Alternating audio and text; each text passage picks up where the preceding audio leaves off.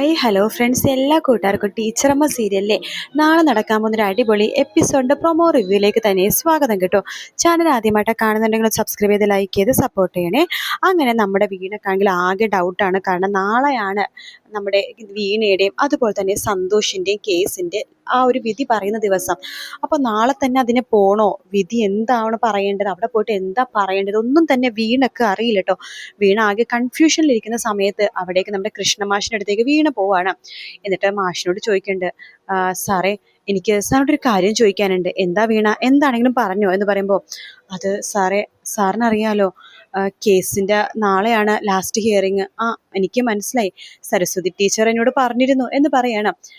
അത് നാളെ ഞാൻ പോണു സാറേ. അതെന്താ അങ്ങനത്തെ ഒരു ഡൗട്ട്? അല്ല, ഞാൻ പോയി കഴിഞ്ഞാൽ ഇനിയിപ്പോൾ ഡിവോഴ്സ് അങ്ങനെ കിട്ടിക്കഴിഞ്ഞാൽ സന്തോഷിൻ്റെ പഴയ ഒരു ഇതിലേക്ക് തന്നെ തിരിച്ചു പോകുമെന്ന് എനിക്ക് പേടിയുണ്ട്. സന്തോഷിൻ്റെ പിന്നെയും അസുഖമൊക്കെ ആവുമെന്ന് ഒരു ടെൻഷൻ പോലെ. അതുകൊണ്ടിട്ടാ വീണ അതൊന്നും ഓർത്ത് ഒരു ടെൻഷൻ അടിക്കണ്ട. സന്തോഷിന് ഒരു കുഴപ്പം ഉണ്ടാവില്ല, അതെനിക്ക് എന്തായാലും നല്ല ഉറപ്പുണ്ട്. പിന്നെ വീണക്കൊരു ജീവിതം അത് വേണം. വീണ താൻ തൻ്റെ അമ്മയുടെ ജീവിതം ഇന്നലെ പറഞ്ഞത് കേട്ടതാണല്ലോ അല്ലേ? അതുകൊണ്ട് അതുപോലെ ആവരുത് തൻ്റെ ജീവിതം. താൻ ഇഷ്ടപ്പെടുന്ന പുരുഷൻ്റെ കൂടെ താൻ സുഖമായിട്ട് ജീവിക്കണം. വീണയ്ക്ക് ഒരു പ്രായം ആകുന്നേ ഉള്ളൂ. അതുകൊണ്ട് വീണയ്ക്ക് ഇനിയും ജീവിതം മുന്നോട്ട് കിടക്കുകയാണ്. അപ്പം അതുകൊണ്ട് വീണ ഈ ജീവിതം ആസ്വദിച്ച് തീർക്കണം ഇഷ്ടപ്പെടുന്ന ഒരാളുടെ കൂടെ. സന്തോഷം നല്ലൊരാളായിരുന്നു, പക്ഷെ എന്ത് ചെയ്യാനാ, സന്തോഷിന് ഇടയ്ക്ക് പാളിച്ച പറ്റി ജീവിതത്തിൽ. അതാണ് ഏറ്റവും വലിയ കുഴപ്പം. അതുകൊണ്ട് വീണ ധൈര്യമായിട്ട് നാളെ കോടതിയിലേക്ക് പോയിക്കോ, ഒന്നും സംഭവിക്കില്ല എന്ന് പറയാണ്. സാർ ഇങ്ങനെയൊക്കെ പറയുമ്പോൾ എനിക്ക് നല്ലൊരു ആശ്വാസമുണ്ട് എന്ന് വീണ പറയാണ്.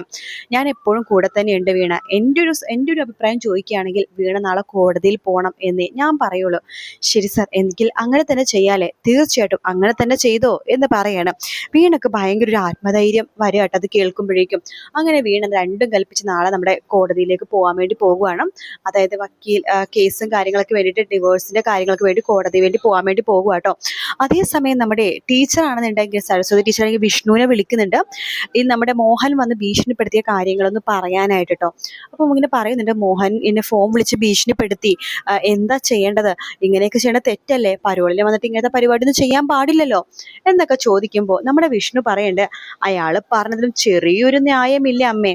കാരണം അയാൾ നോക്കുമ്പോൾ എന്താണ്, അയാളുടെ ഭാര്യയുടെ വീട്ടിലെ വേറൊരാളെ, ഒരു പരിചയമില്ലാത്ത ഒരാളെ കൊണ്ട് നിർത്തിയിരിക്കുന്നത്. അത് അയാൾക്ക് സഹിക്കാൻ പറ്റുന്നുണ്ടാവില്ല, അതായിരിക്കും അയാൾ അങ്ങനെയൊക്കെ പെരുമാറുന്നത്. എന്നാലും അത് നമ്മുടെ സാറല്ലേ, ആയിരിക്കട്ടെ. പക്ഷെ നാട്ടുകാരുടെ ഒരു അഭിപ്രായം കൂടി നമ്മൾ കേൾക്കണ്ടേ, നാട്ടുകാർ എന്ത് പറയുമെന്നും കൂടി അമ്മ നോക്കണ്ടേ എന്ന് പറഞ്ഞിട്ട് വിഷ്ണു ഫോൺ വെക്കാണ്.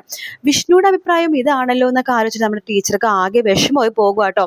ആ സമയത്താണെന്നുണ്ടെങ്കിൽ നമ്മുടെ ടീച്ചർ ഇങ്ങനെ മനസ്സ് വിചാരിക്കുകയാണ്, നാട്ടുകാരുടെ അഭിപ്രായം കേൾക്കേണ്ട ഒരു ആവശ്യമില്ല.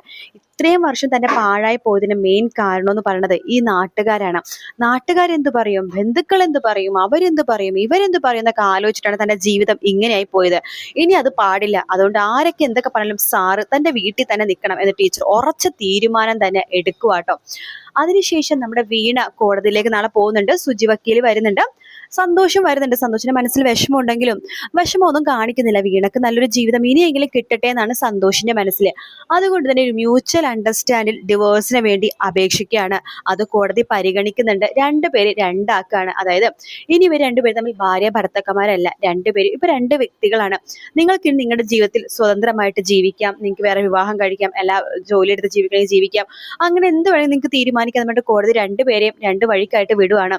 രണ്ടുപേരും കൈ കൊടുത്തിട്ടാണ് കോടതിയിൽ നിന്ന് പിരിയണം കേട്ടോ. സന്തോഷം പറഞ്ഞിട്ട് എനിക്കൊന്നും സംഭവിക്കില്ല വീണ, എൻ്റെ നല്ല സുഹൃത്തായിട്ട് വീണ എപ്പോഴും ഉണ്ടാകും എന്നൊക്കെ പറയുന്നുണ്ട്. പിന്നീട് നമ്മുടെ ഈ സന്തോഷും കനിയും കൂടി ചേർന്നിട്ടാണ് വീണയുടെയും ജോണിയുടെയും വിവാഹമൊക്കെ നടത്താൻ വേണ്ടി പോകുന്നത് കേട്ടോ. അപ്പൊ ആ ഒരു ഭാഗമാണ് നമ്മൾ ക്ലൈമാക്സിലേക്ക് കാണാൻ വേണ്ടി പോകുന്നത്. അപ്പോൾ വീഡിയോ ഇഷ്ടപ്പെടുകയാണെന്നുണ്ടെങ്കിൽ ലൈക്ക് ചെയ്യാനും സബ്സ്ക്രൈബ് ചെയ്യാനും കമന്റ് ചെയ്യാനും മറക്കല്ലേ കേട്ടോ. മറ്റൊരു വീഡിയോ ആയിട്ട് കാണാം friends. Take care, bye bye.